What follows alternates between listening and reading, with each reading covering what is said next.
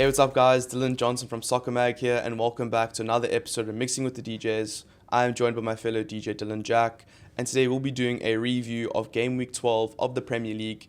It was a great weekend, selfishly, again, as usual, as the past couple have Here been. we go. But I think overall it was a good weekend for Yeah. the title race. It was a good Yeah. weekend for overall the competitiveness on the table. Yes, yeah. First up, we had Leicester versus Chelsea, and I think this game pretty much went how Yeah. we expected it to Yeah, go. yeah, Leicester Chelsea putting up a dominated. bit of a fight, but Chelsea, at Yeah. the end of the day, having too much. Yeah. Chelsea should have won that by more. I thought 2-1 doesn't really reflect how dominant Chelsea were in the game and the chances that they had that they just didn't take. Leicester, other than towards the end of the game, again, very, very poor, very average. Not really great defensively, didn't really put up too much resistance defensively. I think that their defense is like Yeah, it's Wout one is of no the- offense to the guy, Yeah, but one of the worst. he is in one the of the league, worst yeah. centre backs in the Premier Yes, League. I think yeah. that goal that Jackson scored with what he was trying to juggle it, or I Yes, don't know yeah, what he was he doing. trying It was to- like, and, yeah. you do realize that you're the last defender here and you're messing around like this. Like, dude, it's like the Yeah. wish David Luiz without being too rude, but like, Yeah, dude, no, come on, it like, what are was- you doing? Yeah, I feel like he makes so many of those mistakes. He does. Yeah. That's crazy. Yeah. Yeah. So I mean, it's no surprise that Leicester.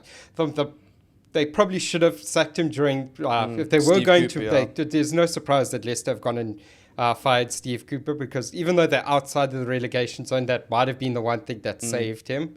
They just haven't been good enough this season, and still on current form, they might still be favourites for relegation. The call probably should have been made before the international break, so that What the is new the coach, point of waiting? Yeah. new coach could have come in and dealt with it, But anyway, that decision's been made. But for Chelsea, I mean, nice 3 easy points, good one. Then after that, we have Arsenal back to winning ways. Yeah, And I think this was actually a good performance by Good for Arsenal. I us, think yeah. we expected Forest, they have the best or the second best Yes. away record in the Premier League this season. Yeah. But especially that first half, Arsenal were pinning them back. I They think were. Forest really was struggling to cope with, and Arsenal could have had more. I think they Yes. only went into halftime 2-0 up or 1-0 Yes, up, yeah. and they easily could have had more than that. Yes, Forest just weren't really creating much going forward, No. and Arsenal at the end of the day they were cruising. I Yeah, think that was a really yeah. easy win for them, and it's good for them to get back to winning ways. Yeah, really important win for Arsenal. They really needed this, and obviously they've been moaning about injuries and things, but they have a relatively fit team now. So, and they are back. I think it was only Declan yeah, Rice it was only Rice who was and missing. Ben White, Yeah, but Ben White, but even still, their yeah. squad's deep enough to yeah, play. it is. Yeah, exactly. So, yeah, not too much for them to complain about this week. Thankfully, the Arsenal fans can keep quiet now. Yeah, Then we have massive point for Crystal Palace away to Villa, yeah. and I think it was Palace 1-0, then 2-1 Palace. Yes, yeah, So, I mean, that's a great performance from them. I personally didn't watch the game, yeah. but massive point. I think they're on 8 points now, so Yeah. closing the gap on those ahead of them. Yes. Still going to be a tough season, though. I don't Yeah. know what your thoughts Yeah, are. yeah. It's a difficult one for Palace because, I mean, as you say, going 1-0 and then 2-1, and you sort of feel that even though it's a big point for them, they would feel that they let themselves down a little bit again, because you very rarely do you get to take points away from the sort of top 4 sides in the league, and Aston Villa are one of those. But at the same stage, it's quite funny because Aston Villa will also feel that listen, points dropped here because it's obviously very, very tight there in the Champions League race and the race for European football. And, they lost a home game against a side that's sort of battling relegation, or not lost. Or Drew, yeah. They Or dropped essentially points against yeah. a side battling relegation. So, it's And especially from Villa's perspective, now that they've seen puts some themselves jumping pressure. up that level. Yeah. If you're fighting for the top 4, these are the games you have to win at home. You have to win every You single have game to, at home. yes, yeah. And they bailed themselves out by coming back from behind twice. But Yeah. I think what we've seen from Villa this season is that they're not the same team No, they were. I think at home they were almost invincible last season, and now just their performances, they're very inconsistent. Their defense, I don't know exactly what it is, but they're just conceding too many chances. They're conceding too many goals, and the attackers just can't make up for it because, they just aren't as good as they were last season. And I think looking at the table, I know they're 8th now, and it is really tight. I think they're 3 points off top 4. Yeah. Looking at Brighton, looking at Spurs, looking at Chelsea and Arsenal, Yeah.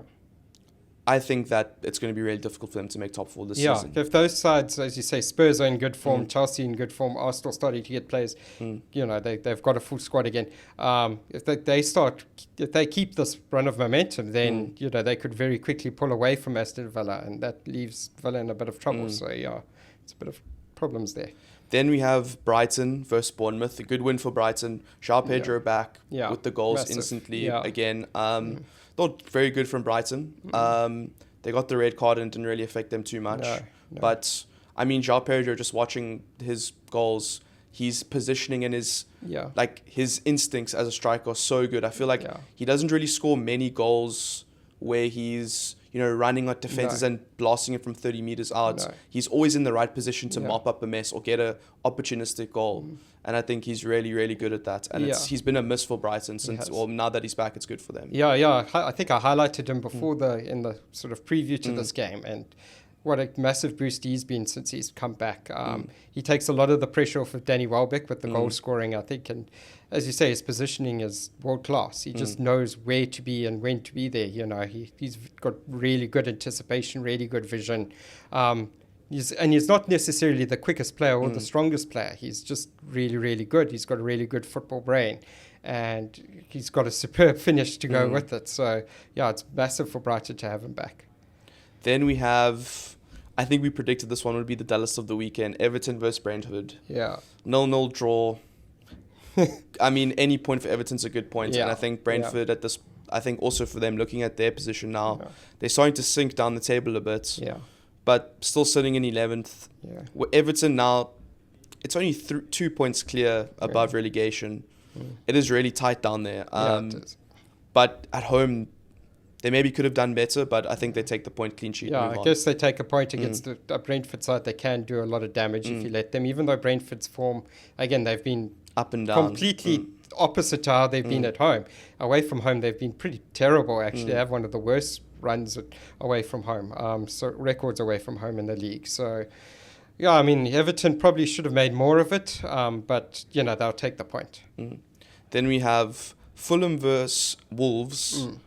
And Fulham now are starting to hit. They're starting to hit their gears now. I think they're out of the relegation zone now, and I think they've gotten 9 points from their past 5 matches, potentially 4 matches, 5 matches. And I mean, Fulham are not a bad team by any means. And to go 1-0 down away from home and then smash Fulham like they did, and the goals. I mean, Cunha was great. I think Wolves are really now going to start taking advantage of their fixtures and move up the table. That's what we said, that this was the start of that. They had now gotten over that sort of terrible run of fixtures at the start of the season where they were playing City and then Liverpool and then Arsenal. It was just awful for them, Now they got a good run of fixtures. They're playing guys in and where they are. So that's going to allow them to just keep climbing the table. I think if they keep this run, they've got the players. They definitely have the players. If Cunha keeps this run, they're going to go right up the table. I think that he was incredible in this game. 2 superb finishes for his goals. Cheap as one where he just first touches it and it curls right into the top corner. And then they also made Fulham look really ordinary playing out for the back, which isn't a put them under a lot of pressure. Because Fulham are a good experienced side and a settled team. So they did really well at that. So massive win for Wolves. Then we have second favorite result of the weekend, Manchester City versus Spurs. And we said last week Spurs are capable of anything. As if they put their mind to something, they can do it. And even if it's losing to Ipswich. I thought putting my neck on the line and giving Spurs a 2-1 win was a lot. But to check the score and see it was, because they're obviously playing during the Springbok game, to see 2-0 and I was like, no ways, this is going to happen. And then to see 4-0. Manchester City at home, cheapers, like... what is going on there? And I was also, I mean, watching the highlights and just going through it. The problem is, obviously, they're overly exposed on the counter-attack. I think almost all of Spurs' goals were counter-attacks from stupid mistakes, poor passes in midfield, straight to a Spurs player on the counter, or just lack of concentration. I think both of Maddison's goals were someone just losing him. And it was, I think the first one, edge of the box, it could have been Gundogan. He's chasing him. He can't keep up with him. And just at the last second, he goes, Stones, look there. He's there. And it's too late. He's already scored. He's gone. And City just don't usually do stuff like that. I don't know if it's just They're fatigued. They're tired. They looked. I mean, player like Gundogan. I think it was in the 50th minute. Yeah. He looked finished already, and I don't know what options they have to replace him because he was meant to be this new signing, but. He's in his mid-30s now. Yeah. He's not going to be the fresh run into the box. Yeah. And then even just going forward, their problem is they can't score goals. I mean, the system is creating the chances. Haaland had some good chances. Foden had some good chances. It just feels like everyone's in bad form at the same time. Yeah. It definitely feels like that. And their midfield is just... It's almost non-existent for the quality that they have. And I know, and it's more than just Roger. I know City fans are going to say, it just looks like they have no energy. But they just have no... You should be able to just put in an effort at least, track your runners and do the basics, But they're lacking even that. They're lacking just sort of... They're making really, really basic, rudimentary errors in that midfield that we don't really see from Man City. A Man City side that usually puts together like 300... passes in a game, almost pitch perfect passes, and they're just making such ordinary errors, and they're making mistakes that we don't see from the start. I just think not great for them. 5 losses in a row now for Pep, which is really interesting because I mean it's first time in his career. How does he sort of turn this around? Pretty mad to think that it's only now and it's the worst ever. Like there's definitely managers that have way worse records than that. Yeah. I mean it's bizarre that you think. Some poor, Manchester United have had some shockers over the past few years, and even those guys didn't lose sort of 5 games in a row. So it's a really weird run of form that City are on, and I don't really know how they're going to turn this around. They, man for man, on paper, they should have the quality.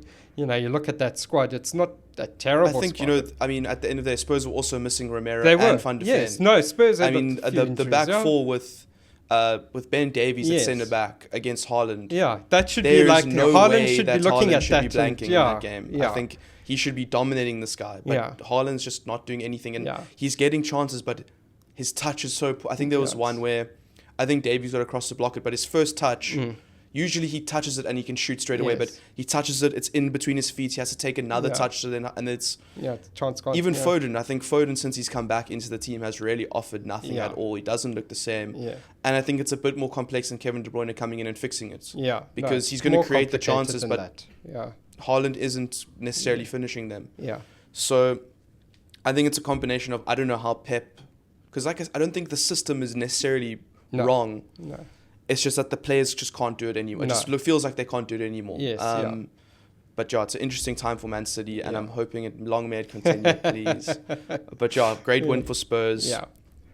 And it's just weird to think also they've lost 5 in a row, but they're still second, and they're still, I think they're still top 4 or 5 in the Champions League.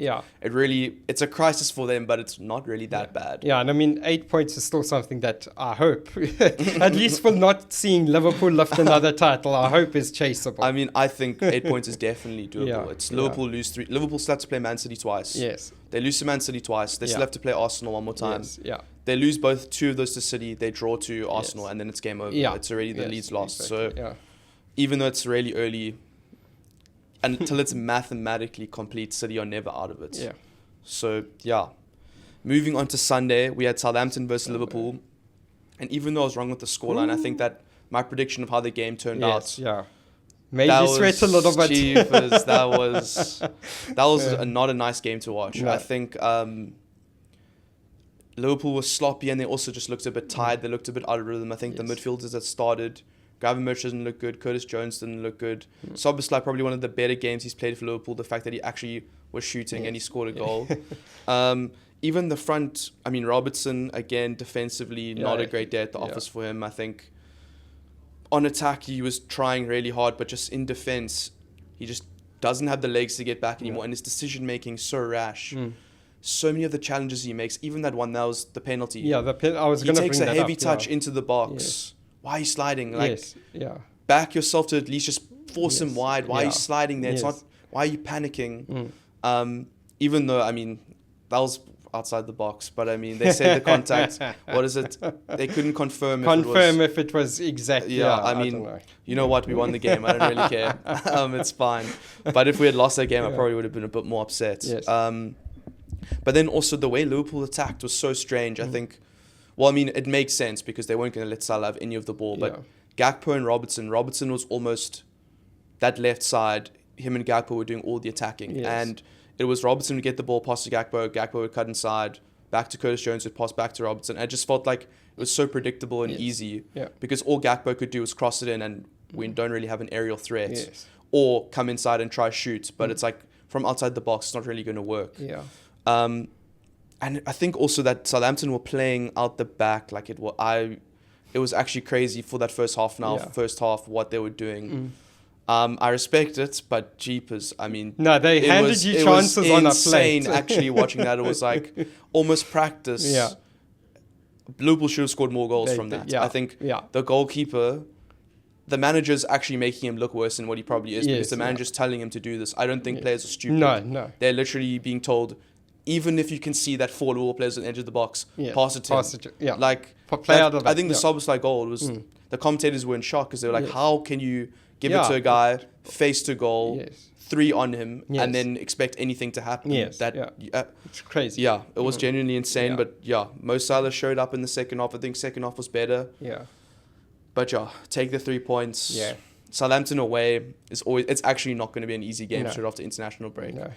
So no injuries, take the 3 points, move on. Yeah. And then Ipswich versus Manchester United. There we go. Yeah. I mean, that first 5 minutes had me worried. That first 5 minutes had me dreaming. I was it was please no, they can't be back. They can't be back after 5 minutes. Yeah, it was what a start it was. I mean, jeepers. Firstly, I thought it was, when I looked at the team sheet, I was like, this is a bit more mishmash than what I mean, Mazraoui had centre back and was, Ahmad at wing back. I understand what Ruben Amorim was doing because it's an international break and he hasn't had all these guys training. Some of them were in South America, only got back late in the week. That's why a guy like Ugarte he was still playing, I think on Monday, Tuesday, still playing for Uruguay. So I can understand, and he explained it before the game. He said, like, I haven't had these guys. They're not used to the system. You can't. It's already fair to throw them in with like one training session, 2 days of training. So I understand the guys that he had on the pitch, but it really didn't work in that first half. And even though we had a good start in those first 5 minutes, Amad Diallo is really showing up Erik ten Hag's mistake. I mean, it was. Just for the first goal, that goal it was genuinely insane. It was insane. He's just got this like weird strength over the ball, and he's got the like low center of gravity, so it's so difficult to just shove off. You can see the defender tries to push him off, and he just shoves him also back and drives through. Jumps over, slide tackle, dribbles through, and gets a wonderful ball through too. And I think Amorim wanted to see more of that, and I think United fans wanted to see more of that sort of, take them on, be braver with the ball, and that was probably the thing that Ruben Amorim would be most frustrated from with this game, is that United weren't really brave. Even when they got back into the game and had more possession in the second half, they were really, really they sort of passed it sideways or backwards. They weren't really gung-ho with it when we probably should have been. We got outshot again by... we got outshot by Ipswich. Ipswich had more shots on goal, and if it wasn't for Onana, then we would be looking at a defeat. The midfield didn't really work for me with Casemiro there, with Eriksen. It just felt like Ipswich were just pressing, got the ball, and then those guys wouldn't have the legs to track back. And also felt that Ipswich midfielders were happy to get the ball under pressure and just beat them quite easily. Yeah, exactly. Our press wasn't working that well either in that regard. And then Johnny Evans at left centre-back, that's not his position. He's a centre-back. If he's going to play in a back three, he has to be that as that centre, as the central defender, not as the left centre-back, because they were relying on him to be the guy who pressed upfield. But he doesn't have the legs to. He's 37 years old. He doesn't have the legs to do that. And as soon as he would do that, Omari hit Hutchinson, who had a very good game. What a goal he scored for Ipswich. Just dribbled past him and he's gone. There's a few learnings from there, I think, for Amorim, just personnel-wise. But again, this is still early days, obviously. I mean, this isn't the best starting lineup. This isn't what he believes is his best starting lineup. No, there's still lots of players to come in. Good news is that there are still lots of players coming back. I think Luke Shaw got through a good 30 minutes of Malacia on the bench. He's Malacia back. on the bench is really, really good for us. you know, and then it just that's an important note, actually. The fact that for probably the first time this season, it looked like United had proper depth on the bench. He was able to bring on Xerxes and Højlund at the same time. He brought on Luke Shaw, brought on Mason Mount. Maybe could have given Mason Mount more than 5 minutes, I think. But still early days. You know, we'll take the point away from Ipswich, even though it is just Ipswich. I thought they actually, Ipswich probably played their best game of the season. No, I think watching that game, Ipswich are a serious team. I think that the way they're so well coached, with the ball, I think watching like Amari Hutchison come into the middle of the field, have 3 players pressuring him, but at ease, just turn into space and get through. And just that their pressing was really good. But they're so positive with the ball. It's not like... You know, they're not the standard promoted team where they just sit back and wait and let United do anything and try counter. Like, they were attacking United. They wanted the win. Yes. They were thinking, we can get at these guys. Yeah. So, I mean, Liam Delap was also... He was unlucky, but also he should have chosen his finishes better. He should have done better with his finishes, Although there were 2 very, very good saves from Onana. He should have done better there, But I think it was a great game, and I think there's lots of positives for United to take, and Amorim to take, though. I think... You know, I think if that was Ten Hag still managing, I reckon you guys lose that game. Yeah, I think the patterns were there. I think that was quite nice. It was nice to see like the patterns in attack were starting. You could see the ideas and the patterns. Everything was there.